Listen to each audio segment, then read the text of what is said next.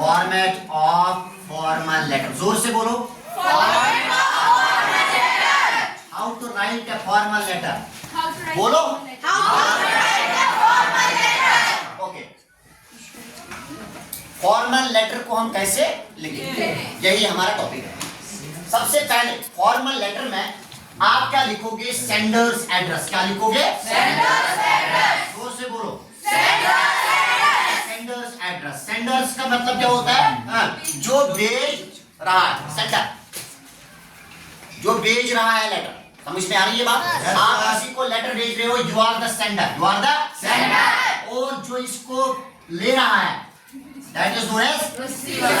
इसको हम क्या कहेंगे, रिसीवर। तो दो होते हैं कम्युनिकेशन में, कौन कौन,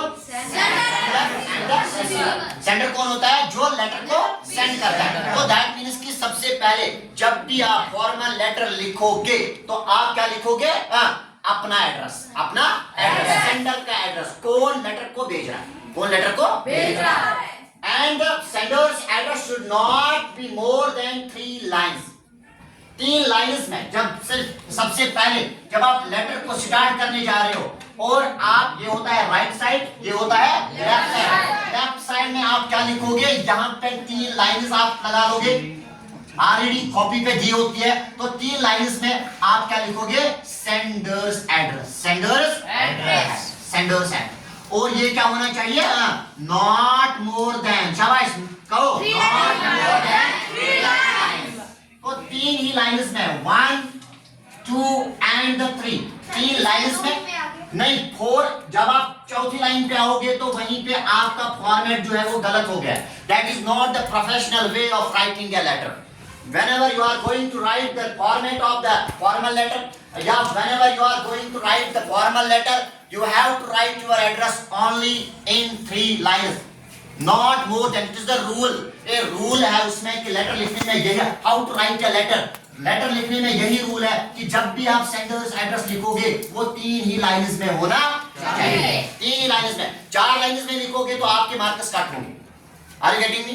चलो यहाँ पे कट नहीं होंगे तो जब आप 10th में लिखोगे, 11th में लिखोगे, 12th में लिखोगे, ग्रेजुएशन में लिखोगे, IAS केस में लिखोगे, NDA में लिखोगे, तो आपको वहाँ पे मार्क्स मिलने वाले नहीं है। एक खूबसूरत लेटर लिखने के लिए आपका जो एड्रेस होना चाहिए, मार्क्स लिखने, मार्क्स पाने के लिए, मार्क्स हासिल करने के लिए, अच्छे मार्क्स लेने के लिए आपको जो एड्रेस लिखना होगा वो 3 लाइन्स में कंप्लीट होना चाहिए। अब क्या लिखना है उसमें, नंबर फर्स्ट है, फ्लैट नंबर, जहां पे आप रहते हो, जहां पे आप रहते हो उस फ्लैट का नंबर, उस फ्लैट का नंबर। या आपका घर हो सकता है, या तो आप फ्लैट में रहते होंगे, या तो आप किसी घर में रहते होंगे, या तो आप कैंपस में रहते होंगे, या तो आप किसी और अपार्टमेंट में रहते होंगे, उस अपार्टमेंट का नाम। फॉर एग्जांपल, आप बाहर पढ़ाई कर रहे हो, आप एक लेटर लिख रहे हो अपने प्रिंसिपल सर को कि सर मेरा एडमिशन किसी गवर्नमेंट कॉलेज में हो चुका है, अब मुझे आपके स्कूल की, जहां से मैंने 10th पास किया है, मुझे डिस्चार्ज सर्टिफिकेट चाहिए। क्या चाहिए, डिस्चार्ज सर्टिफिकेट चाहिए। तो आप क्या लिखोगे, अभी आप घर पे नहीं हो, आप घर पे नहीं हो, आप जहां पे हो, फॉर एग्जांपल आपका एडमिशन यूनिवर्सिटी ऑफ कश्मीर में हो गया, यूनिवर्सिटी ऑफ कश्मीर, तो सबसे पहले आप क्या लिखोगे, आप यूनिवर्सिटी के हॉस्टल में रहते हो, आप लिखोगे कि हॉस्टल का नाम, क्या लिखोगे, हॉस्टल का नाम, और हॉस्टल के कमरे का नाम क्या है, और उसका नंबर कितना है, room number 2, room number 3, room number 4, room number 5। समझ में आ रही है बात? Flat name, flat name, compartment name, या अगर आप घर पे ही हो तो आप जाके आप हाउस नंबर लिखोगे। हर एक हाउस के बाद नंबर लिखा होता है ना, तो लिखते हैं ना। फॉर एग्जांपल हमारे घर का 370 हाउस नंबर है, लुसू बाजार में। Are you getting me? तो इसी तरह हर एक घर के बाद क्या होता है, एक हाउस नंबर होता है, हाउस नंबर होता है। एरिया में 1 2 एंड 3, 1 2 एंड 3। उसके बाद एरिया में आप कहां पे हो, university of Kashmir, university of Kashmir. और उसके बाद आप क्या लिखोगे, एरिया में यूनिवर्सिटी ऑफ कश्मीर कहां पे है, श्रीनगर में, तो यहां पे क्या लिखोगे आप, यूनिवर्सिटी ऑफ कश्मीर श्रीनगर, कोई कॉमा वॉमा नहीं डालना है, village, town, pin code etcetera. उसके बाद लिखोगे श्रीनगर। पहले वाले में क्या लिखेंगे, पहले वाले में लिखोगे आप campus name, flat name, flat number, house number लिखा है ना, flat number, house number, campus name, compartment name, apartment name.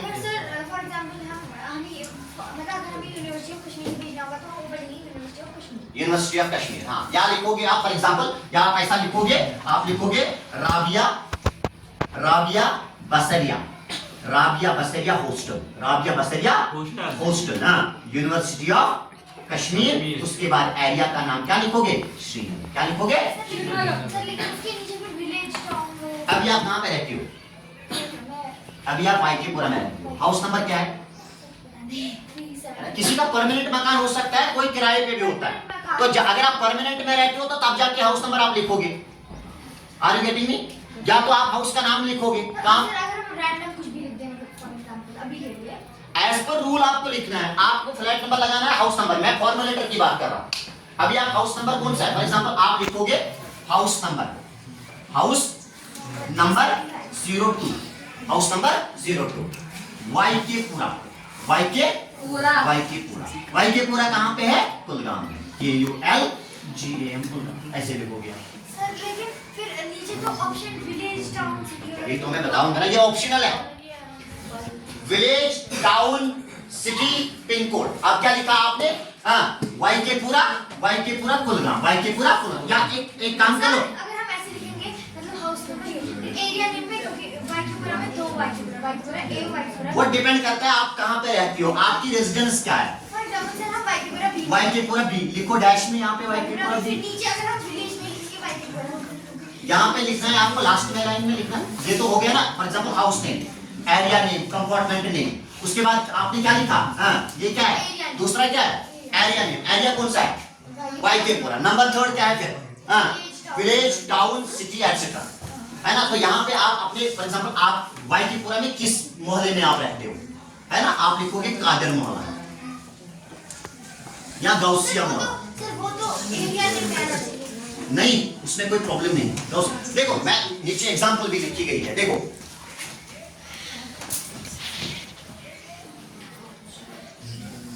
मैंने क्या लिखा? हाँ, गौसिया कॉलोनी। तो ये किसका नाम आ गया?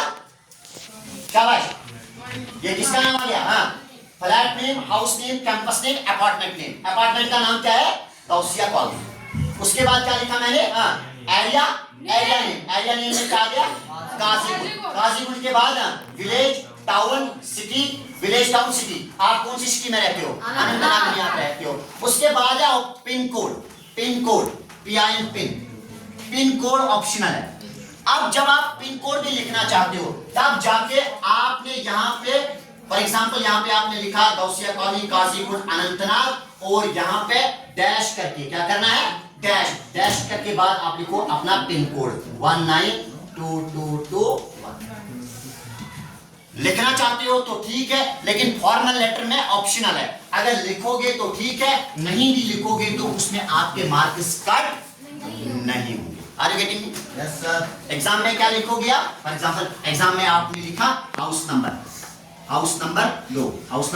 2। उसके बाद क्या लिखोगे आप? काजीगुंड, QUAZIGUND काजीगुंड। या नीचे यहाँ पे लिखोगे आप सांगरन, SANGRAN सांगरन काजीगुंड, और यहाँ पे कॉमा में लिख सकते हो आप काजीगुंड अनंतनाग के बाद आप एक और लाइन, गौसिया कॉलोनी हो गया, फ्लैट नंबर, कैंपस। हाँ, जो भी आप जहाँ पे आप रहते हो इस कॉलोनी, यहाँ पे आप लिख सकते हो कॉलोनी नेम भी। कैंपस नेम क्या हो गया? कॉलोनी का name, flat number, house number, कुछ भी आप, या आप पे डिपेंड करता है। आप अपने मकान का जहाँ पे आप रहते हो वहीं लिख लो। आप कॉलोनी में रहते हो तो लगा दो गौसिया कॉलोनी, है ना। आप किसी और कॉलोनी में रहते हो लगा दो अलमदार कॉलोनी। उसके बाद आप लिखो अलमदार कॉलोनी कहाँ पे है? काजीगुंड में। काजीगुंड के बाद काजीगुंड कहाँ पे है? अनंतनाग में। अनंतनाग के बाद पिन कोड आ गया। पिन कोड ऑप्शनल है, लिखना चाहते हो तो ठीक है, नहीं भी लिखना चाहते हो तो इसको लिखने की जरूरत नहीं पड़ेगी। Okay, this is the first step. उसके बाद जो ये एड्रेस आपका कंप्लीट हो गया, क्या हो गया? या कोई काजीगुंड में रहता है, क्या लिखो? काजीगुंड। उसके बाद आप लिखोगे क्या? अनंतनाग।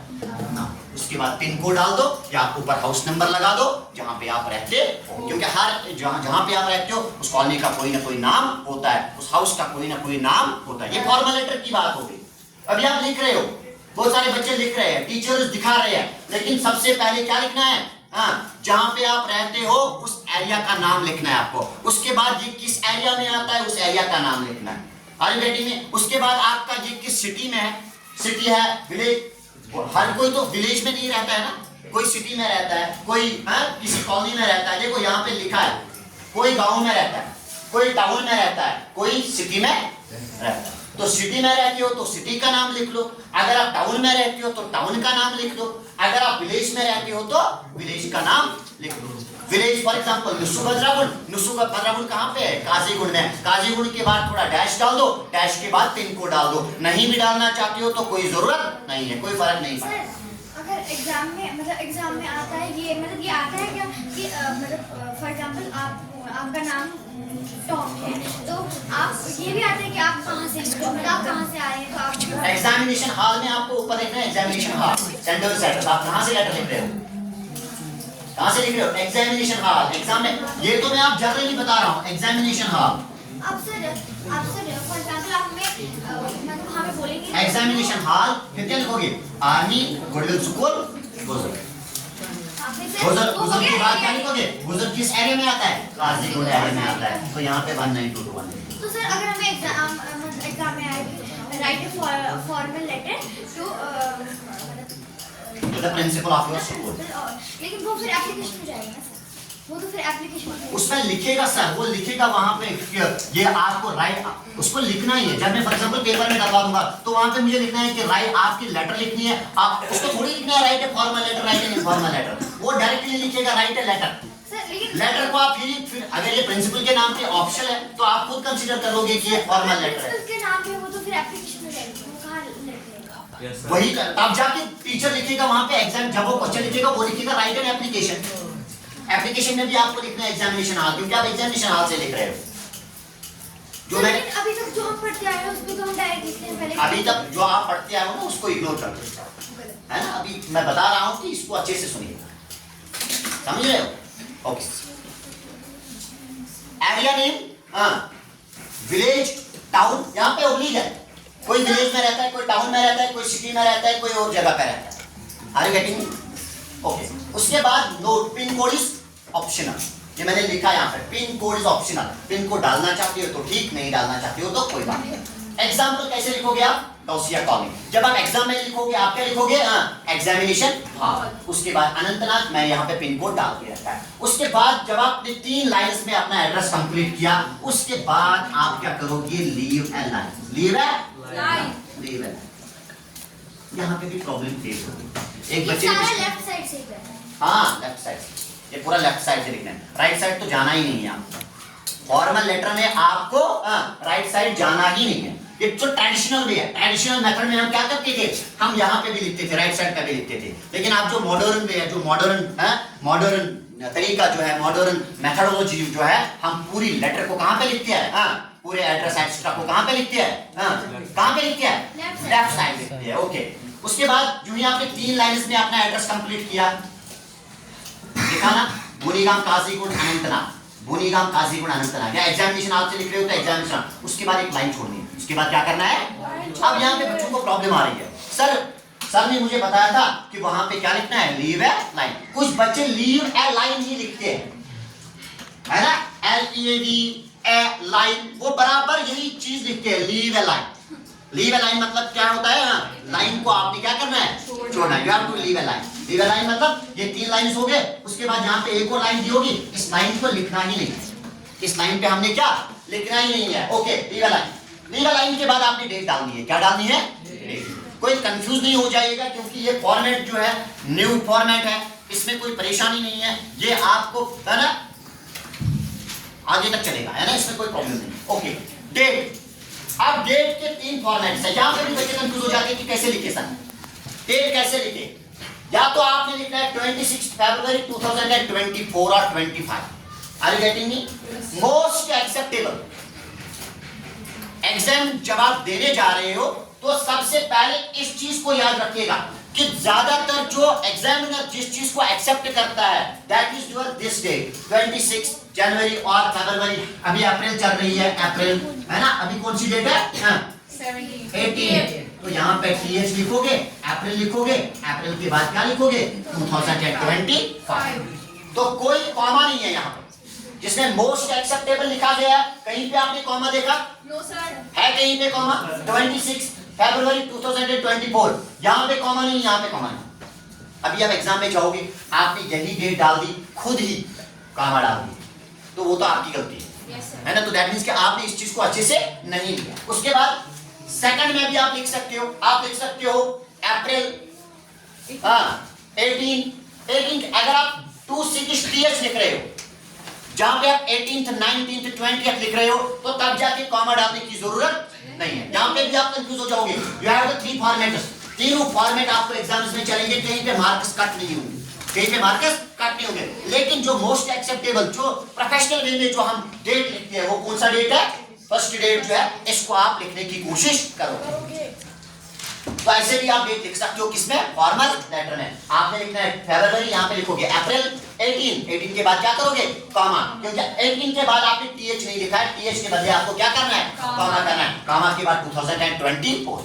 आप कुछ बच्चों की और प्रॉब्लम है, उन्होंने लिखा गौसिया कॉलोनी, गौसिया कॉलोनी के बाद कॉमा डालते हैं, काजीगुंड के बाद लास्ट में फुल स्टॉप डालती है, पिन कोड के बाद अनंतनाग के बाद लास्ट में क्या डालती है?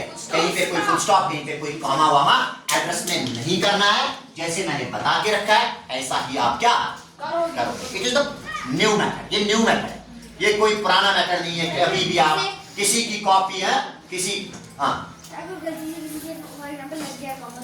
वो तो गलती है, कॉमा मार्क्स तो कट जाएंगे ऑब्वियसली, क्योंकि यही पैटर्न है। मैं तो सीबीएसई पैटर्न आपको बता रहा हूँ, जेके बोर्ड का पैटर्न बता रहा हूँ। चलो ठीक है, 7th में इस चीज को इग्नोर करेंगे, कोई बात नहीं, चलो गलतियां होती रहती है, लेकिन नहीं करना है, हमने इग्नोर नहीं करना है। जब आप इग्नोर करोगे ना, तब जाके बच्चा 8th में गलत लिखेगा, 9th में गलत लिखेगा। इसको पहले से ही सिखाना है कि नहीं बेटा, ऐसे फॉर्मेट्स है तो कल को और कोई है ना सिंटैक्स स्ट्रक्चर जो होता है कहीं पे चेंज होता है, तो अकॉर्डिंगली आपका आ जाएगा। सीबीएसई और जेके बोर्ड ने इस पैटर्न को चेंज किया है, लेकिन अभी जो बात हो रही है पैटर्न की, वो कौन से पैटर्न है? यही पैटर्न है, और आप यही लिखोगे। नंबर 3, आप ऐसे भी डेट लिख सकते हो, ये थोड़ा अच्छा नहीं लगता है उतना। कौन सा? 26/02/2024। ये ऐसा लग रहा है ना जैसे हमने किसी दुकानदार के पास गए और उसके ऊपर डेट लगा दिया। तो प्रोफेशनल वे कौन सा है? या ये। अगर ज्यादा प्रोफेशनल बनाना है तो तब जाके क्या मोस्ट एक्सेप्टेबल कौन सा है? ये देखो, अब ये मोस्ट एक्सेप्टेबल कहां पे यूज होता है? बहुत सारे बच्चों ने फॉर एग्जांपल 500 इंग्लिश में 100 मार्क्स होते हैं, आप 10th के एग्जाम देने जा रहे हो, आपको 100 में से 100 आ गए। कितने आ गए? 100। और एक बच्चे को 100 में से 100 आ गए, और एक बच्चे को 100 में से, यहाँ पे फर्स्ट कौन है? सारे के सारे फर्स्ट है। यहाँ पे एग्जामिनर देखता है कि सबसे अच्छा किसने लिखा है, अब वो डेट पे जाएगा, है ना, या किसी और क्वेश्चन पे जाएगा कि ज्यादातर किसने अच्छा लिखा है, मोस्ट एक्सेप्टेबल किसने लिखा है, वो यहाँ पे इसको एक्सेप्ट करेगा और यहाँ पे इसको क्रॉस करेगा, इसको कम मार्क्स देगा वहां पे, क्योंकि एक्सेप्टेबल उतना नहीं है जेके उसमें, क्योंकि 3 बच्चे फर्स्ट आ रहे हैं, है ना, एक पोजीशन हमने डिक्लेयर करनी है, तब जाके ये वहां पे नहीं चलता है। Are you getting me? तो हम लोग एवरेज में होते हैं 400-500 मार्क्स में हम थोड़ी होते हैं, हम कम मार्क्स लाते हैं, तो कम मार्क्स में आप क्या करोगे? आपका फॉर्मेट वहां पे चलेगा, इसके लिए मेहनत करनी होती है, तब जाके आप वहां पे आप केस भी कर सकते हो इसको कि नहीं मोस्ट एक्सेप्टेबल ये है, मुझे यही चाहिए। तो ज्यादातर आप क्या लिखोगे? आप प्रोफेशनल हो, अभी तो आप स्टूडेंट्स हो, अभी आप किस चीज को डेट को लिखोगे? आप जो फर्स्ट वन जो डेट है उतना, ये दो उतना नहीं चलते हैं। Are you getting me? ये भी सीबीएसई पैटर्न है, जेके बोर्ड पैटर्न, वो भी इस चीज को एक्सेप्ट कर रहे हैं, एग्जामिनर इस चीज को एक्सेप्ट कर लेगा, लेकिन मोस्ट एक्सेप्टेबल कौन सा है? फर्स्ट, पहला, सबसे पहला जो डेट जो है ना, इस चीज पे आप फोकस कीजिएगा, ये बहुत ही अच्छा डेट जो है जो आपको। उसके बाद फिर से एक लाइन छोड़नी, तरीका देखो कैसा है। 3 लाइंस एड्रेस में, एड्रेस कितने लाइन्स में? 3 लाइन्स में, 3 लाइन्स से ज्यादा नहीं होना चाहिए। उसके बाद एक और लाइन छोड़नी है, लाइन के बाद क्या लगा दोगे आप? क्या लगा दोगे? लेकिन एक बात यहाँ पे जो है,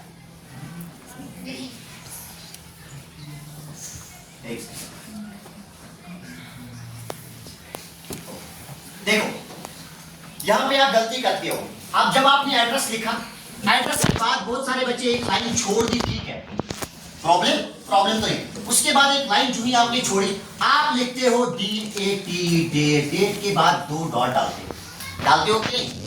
कभी बच्चे ऐसे भी करते हैं, ऐसे भी करते हैं, कभी कोलन डालते हैं, कभी सेमीकोलन डालते हैं, कभी इस D को स्मॉल कर देते हैं, कभी इस E को कैपिटल कर देते हैं। डेट लिखना ही नहीं है, DAT नहीं लिखना है, डायरेक्टली आप क्या करोगे? डेट डालोगे, DAT नहीं लिखना है, बल्कि एड्रेस के बाद लाइन छोड़ोगे, लाइन छोड़ने के बाद क्या करोगे? सीधा डेट, DAT नहीं लिखना है, डायरेक्टली डेट डालना है। समझ में आई बात? अगर डेट लिखोगे इसका 1 मार्क्स होता है यहाँ पे, इसका आधा ही मार्क्स आएगा, क्योंकि आपने डेट भी मेंशन किया है। ये डेट लिखना ही नहीं है, डायरेक्टली डेट डालना है यहाँ पे, जो भी फॉर्मेट है। Okay sir. समझ में आई बात? ओके, आगे बढ़िएगा। उसके बाद लाइन छोड़नी है, लीव अ लाइन। उसके बाद रेसिपिएंट्स डेजिग्नेशन, जिसको आप लिख रहे हो, जिसको आप रेसिपिएंट जो लेटर को ले रहा है, ये प्रिंसिपल हो सकता है, ये चेयरमैन हो सकता है, ये एडिटर हो सकता है, ये CMO हो सकता है, ये BMO हो सकता है। तो उसकी डेजिग्नेशन क्या लिखोगे? डेजिग्नेशन। आप डायरेक्टली नहीं लिखोगे सर का नाम, बल्कि क्या लिखोगे? The principal. क्या लिखोगे? The principal, the chairman. The जरूरी लिखना है। जहां पे भी प्रोफेशनल की बात आती है, जहां पे भी फॉर्मल की बात आती है, जहां पे भी ऑप्शनल की बात आती है, यहाँ पे आपका डेफिनेट आर्टिकल द जरूरी लगता है। कहीं पे आप डायरेक्टली नहीं लिखोगे प्रिंसिपल, आर्मी गुड स्कूल ना, the principal, the chairman, the CMO, the BMO, क्योंकि द क्या है? ये डेफिनेट नाउन्स के साथ लगता है ना, जो प्रॉपर नाउन्स होते हैं। हाँ, उसका नाम लिखना है आगे? नहीं, नाम लिखने की जरूरत नहीं है, वो तो आप इनफॉर्मल में लिखोगे, ये तो फॉर्मल है। द प्रिंसिपल, हाँ, the chairman, the editor, comma etcetera, जो भी होगा। यहाँ पे चेयरमैन के बाद यहाँ पे होगा CMO, the LEE, the prime minister of India, the chief minister of Jammu and Kashmir. तो जो भी ऑफिशियल अथॉरिटी होती है, ऑफिशियल अथॉरिटीज के साथ क्या लगता है? इसको मत सुनो, अभी सुन लो। रेसिपिएंट्स एड्रेस, हाँ। उसके बाद जो ही आपने रेसिपिएंट्स डिजिग्नेशन लिखी, आपने लिखा द प्रिंसिपल। क्या लिखा? The principal. द प्रिंसिपल के बाद क्या लिखोगे? कहाँ पे रहता है ये? Army goodwill school, army goodwill school, Qazigund. हाँ, नहीं, वहां पे लाइन नहीं छोड़नी है। लाइन जहाँ पे मैं बोल रहा हूँ वहीं पे छोड़नी है आपको लाइन।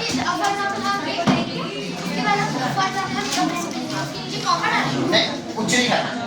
प्रिंसिपल के बाद क्या करोगे आप? Army goodwill school, army goodwill school, Qazigund. समझ में आ रही है बात? या कोई म्युनिसिपल कॉर्पोरेशन होगी, कोई भी होगा जिसको आप लेटर लिखने जा रहे हो, उसका वहां पे एड्रेस आप क्या डाल दो। ओके, उसके बाद फिर से लाइन छोड़नी है।